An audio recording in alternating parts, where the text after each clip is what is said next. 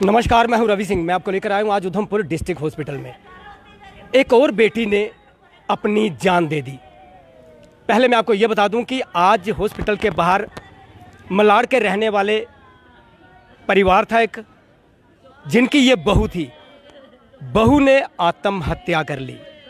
आत्महत्या तभी की जाती है जब ससुराल वालों की ओर से तंग किया जाता है, गाली गलौज की जाती है या तो उसके साथ मारपीट की जाती है। आज ये डिस्ट्रिक्ट हॉस्पिटल के बाहर ये सभी के सभी लोग आए हुए हैं। निशा शर्मा, जिसकी उम्र 34 साल के करीब थी, शवगृह के अंदर उसका शव रखा गया है। 15 साल पहले उसकी शादी हुई थी।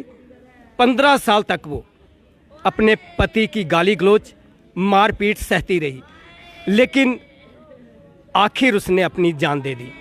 ये परिवार उनका सारे का सारा यहाँ पे पहुँचा। और मैं ये भी बता दूँ कि ये लोग गांव के हैं, कुछ रिश्तेदार यहाँ पर आए हुए हैं।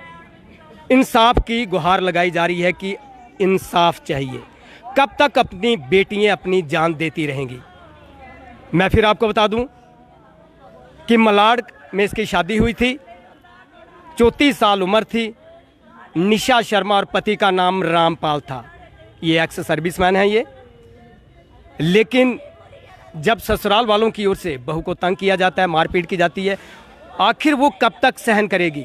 15 साल तक वो उसी घर में रही और गाली गलौज, मारपीट वो सहती रही, लेकिन शायद अपने घर वालों को नहीं बताया, क्योंकि बेटी वही चाहती है कि मेरे घर वालों को पता ना लगे।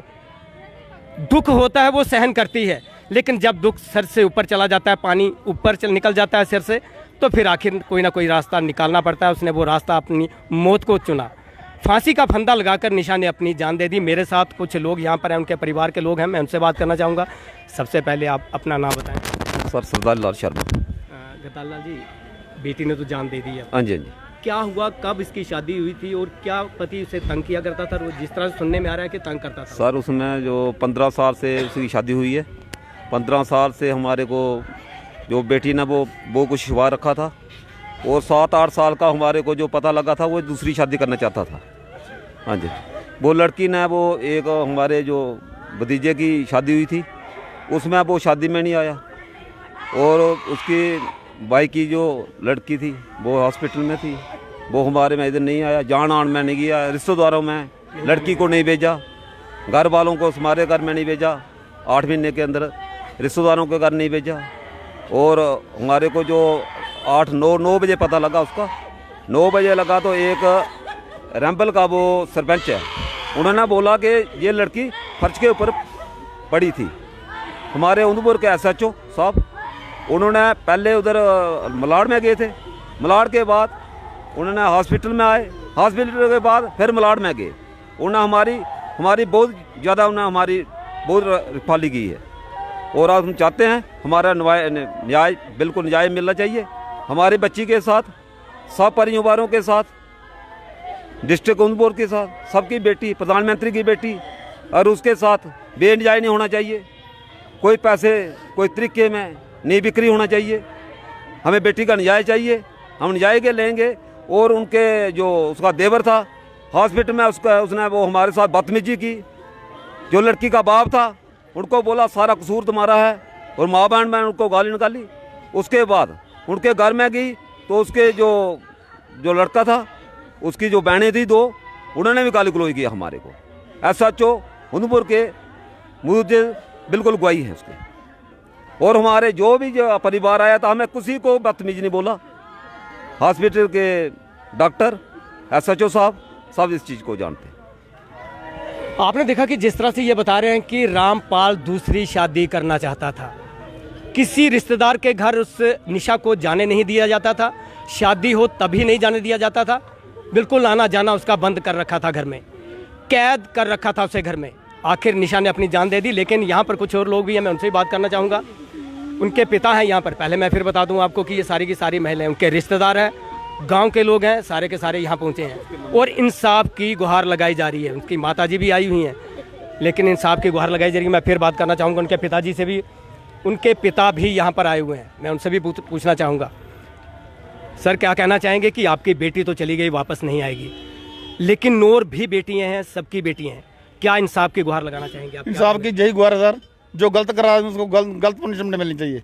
और कड़ी से कड़ी पनिशमेंट मिलनी चाहिए, जो आइंदा किसी के आगे कोई गलत कार्रवाई न करे कोई। देखिए, आपकी बेटी 15 साल से उस घर में रह रही थी, उसे 6 महीने तक वो ठीक रही है। 6 महीने के बाद ऐसा ही, लेकिन उसने हमें बताया नहीं लड़की ने। आपको कब पता चला था कि ये तंग किया करता है, वो मारपीट करता है? ये जब मेरे छोटे बेटे की शादी हुई ना, जब से उधर से भाग गया था वो, ना शादी टेंट की उसने ना कुछ किया था। 8 महीने हो गए। 8 महीने के बाद मैं वैसे जब से चल रहा है इनका गलाफड़ा चल रहा है। तो आपने कभी पुलिस स्टेशन में रिपोर्ट नहीं दर्ज हुआ कि लड़की ने हमारे को बताया नहीं ना, वो बोलती मेरे पापा को बताया, पापा मेरा बीमार चल रहा है, तो क्या करेंगे फिर? आप क्या चाहते हैं कि जांच होनी चाहिए इसकी? जांच होनी, पूरी इंक्वायरी होनी चाहिए स्टार्टिंग से लेकर एंड तक। आपने देखा कि ये निशा के पिता थे। मैंने पहले भी आपको बताया कि लड़की पहले तो वो ये चाहती है कि मेरे घर वालों को, मायके वालों को पता ना लगे, दुख को सहन करती है वो, लेकिन जब दुख सहन नहीं किया जाता तो उसके बाद वो अपनी जान दे देती है। एक और बेटी ने अपनी जान दे दी, निशा शर्मा।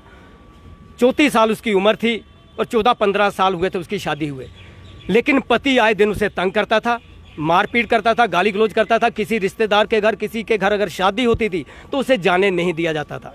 जान ली गई सर उसकी। उससे मारा गया, इनका आरोप है कि उससे मारा गया, लेकिन पोस्टमार्टम होने के बाद ही इस चीज़ का पता चल पाएगा कि आखिर क्या हुआ है। लेकिन इनकी ओर से एक ही डिमांड रखी जा रही है कि कमेटी बनाई जानी चाहिए, जांच होनी चाहिए और उसके खिलाफ सख्त कार्रवाई होनी चाहिए। मैं भी अपनी चैनल की ओर से पुलिस से, प्रशासन से यही अपील करूंगा कि ऐसे लोगों को फांसी के तख्ते तक लटकाया जाए ताकि कोई बेटी अपनी इस तरह से जान ना दे। कैमरामैन अजय के साथ रवि सिंह, वीरा चैनल, उधमपुर।